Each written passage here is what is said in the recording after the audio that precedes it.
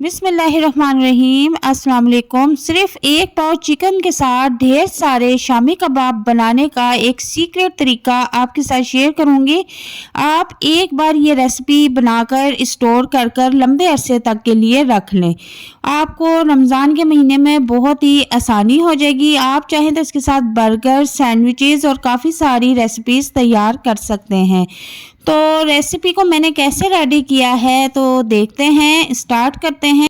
बिस्मिल्लाहिर्रहमानिर्रहीम। यहाँ पर मैंने आधा किलो चने की दाल ली है, जिसको मैंने 2 घंटे के लिए भिगो दिया था, जिससे ये फूलकर डबल हो गई है। ठीक है, अच्छी तरह से इसको साफ़ करके वॉश करके आपने भी इसको सबसे पहले भिगोना ज़रूर है।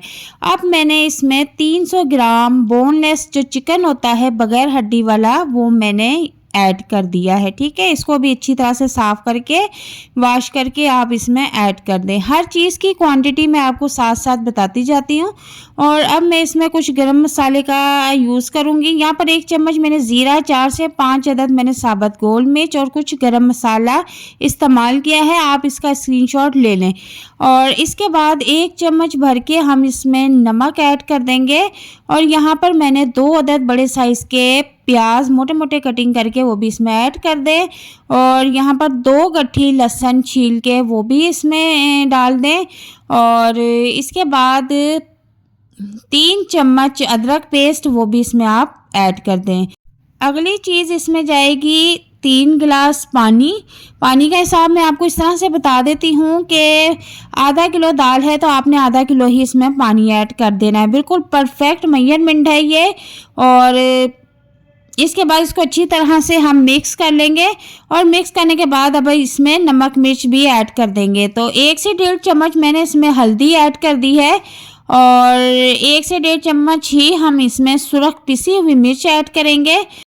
नमक मिर्च का हिसाब आप अपने टेस्ट के मुताबिक भी रख सकते हैं। अब इन तमाम मसालों को अच्छी तरह से मिक्स कर देंगे और कुकर को बंद कर देंगे।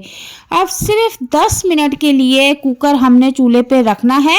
10 मिनट के बाद मैंने कुकर ओपन किया है तो इसकी कंसिस्टेंसी कुछ इस तरह से है। ठीक है, आपने दाल को ज़्यादा गाढ़ा करके खुश्क करके नहीं उतारना, थोड़ा सा इस तरह से आपने लिक्विड रखना है, क्योंकि ठंडा होने के बाद ये मज़ीद गाढ़ा हो जाएगा।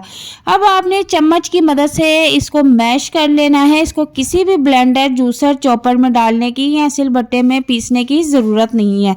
जस्ट हाथ से ही आप इसको इस तरह से मैश कर लें, क्योंकि दाल और जो चिकन है वो बहुत अच्छी तरह से गल चुका है। गरम मसाला जो नज़र आ रहा है वो हाथों की मदद से निकाल लें।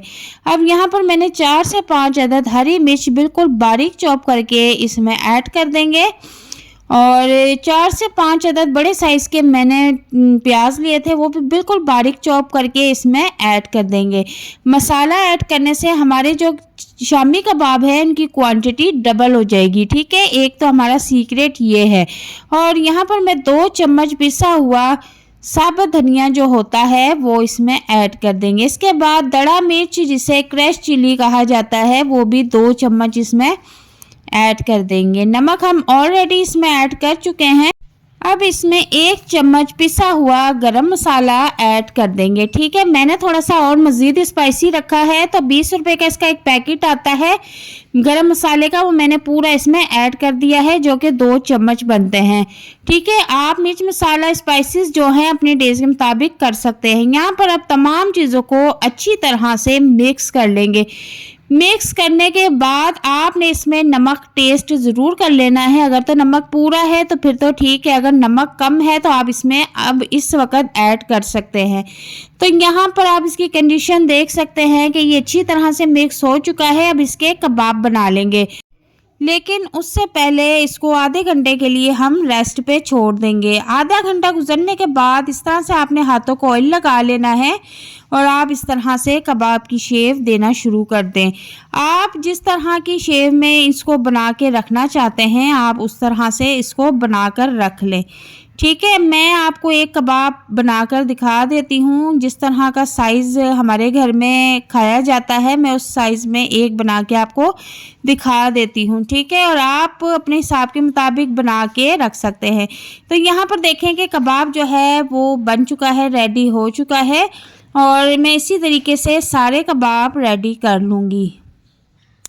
तो जिस प्लेट या डिश में हमने इसको रखना है उसको भी हम हल्का सा ऑयली कर लेंगे, ताकि हमारे जो कबाब है हमने इनको स्टोर करना है तो ये इनके साथ चिपके नहीं। जब हम ऑयल लगा देंगे इस तरह से तो ये कभी भी प्लेट के साथ या डिश के साथ नहीं चिपकेंगे, ठीक है, आसानी के साथ उतर जाएंगे।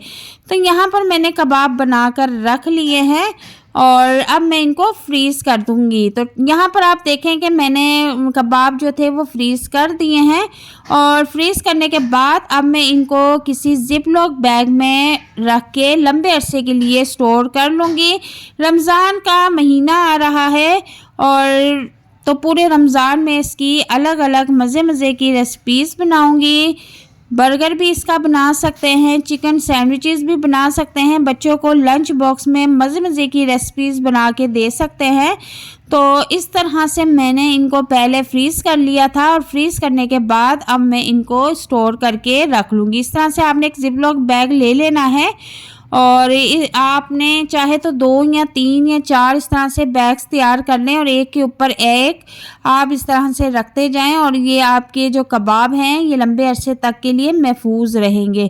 जब आपने इनको बनाना हो तब आप एक पैकेट निकालें और उसमें से आप जितने चाहें इनको फ्राई करके बनाकर कोई भी डिश या रेसिपी आप रेडी कर सकते हैं। तो यहाँ पर ये देखें कि मैं अब आपको बग़ैर अंडे के ये कबाब फ्राई करके दिखाती हूँ। हमें इसमें अंडा लगाने की बिल्कुल भी ज़रूरत नहीं है और बग़ैर अंडे के भी ये बहुत ही मज़े के और टेस्टी बनके क्रिस्पी बनके तैयार होंगे। मैं आपको दिखाती हूँ। यहाँ पर हमने बग़ैर अंडा लगाए कबाब तैयार कर रहे हैं। तो चूल्हे का फ्लेम हमने लो रखना है। पहले हमने अच्छी तरह से तेल को गरम कर लेना है, उसके बाद हमने चूल्हे का फ्लेम जो है वो नॉर्मल कर देना है। अब इनकी साइड हम चेंज कर रहे हैं तो आप देखें कि बग़ैर अंडे के भी कितने मज़ेदार कबाब रेडी हो रहे हैं और कितना प्यारा इनका गोल्डन कलर आ रहा है और बिल्कुल क्रिस्पी बनके रेडी हो रहे हैं, ठीक है। अब इनको हम एक साइड पे कर देंगे और दूसरे कबाब भी इसी तरीके से हम फ्राई कर लेंगे। आप चाहें तो इनको सैंडविच भी बना सकते हैं, आप चाहें तो इसको बर्गर में भी यूज़ कर सकते हैं और भी अलग मज़े की रेसिपीज़ में आप इनको यूज़ कर सकते हैं। तो यहाँ पर आप देखें कि बग़ैर अंडे के शामी तैयार हो चुके हैं। अब इनको एक प्लेट में निकाल लेंगे तो आप देख सकते हैं कि बग़ैर अंडे के हमने ये कबाब फ्राई किए हैं और एक एक करके अब मैं इनको प्लेट में निकालूंगी और देखने में ये इतने टेस्टी और मज़ेदार लग रहे हैं, खाने में इससे भी ज़्यादा टेस्टी और मज़ेदार थे। अब इसके बाद मैं आपको अंडे वाले कबाब भी फ्राई करके दिखाती हूँ। यहाँ पर मैंने 3 अदद अंडे तोड़ लिए हैं, इसमें नमक ऐड किया है, आधी चम्मच दड़ा मिर्च ऐड की है, थोड़ा सा हरा धनिया इसमें ऐड करेंगे और इन तमाम चीज़ों को अच्छी तरह से मिक्स कर लेंगे। आप यहाँ पर देखें कि मैंने अच्छी तरह से मिक्स कर लिया है और भी इसमें कुछ चीज़ ऐड करने की ज़रूरत नहीं है। तो ये बग़ैर अंडे के फ्राई किया है और अब अंडे वाले भी आपको फ्राई करके दिखाती हूँ। यहाँ पर हमने एक कबाब पकड़ना है, इस तरह से अंडे में डिप करना है और तवे के ऊपर डाल देना है इस तरह से, ठीक है। यहाँ भी मैंने ऑयल को नॉर्मल सा गरम कर लिया है और इसी तरह हम दूसरा कबाब पकड़ेंगे और इसी तरह से अंडे में डिप करके इसमें हम ऐड कर देंगे। अब इसी तरीके से हम सारे कबाब रेडी कर लेंगे और आप चाहें तो अंडे के साथ भी कबाब को फ्राई कर सकते हैं, आप चाहें तो बग़ैर अंडे के भी कबाब को आप फ्राई कर सकते हैं। दोनों ही तरीके मैंने आपके साथ शेयर किए हैं और मुझे आपने कमेंट बॉक्स में लाजमी बताना है कि आपको मेरी ये रेसिपी कैसी लगी है।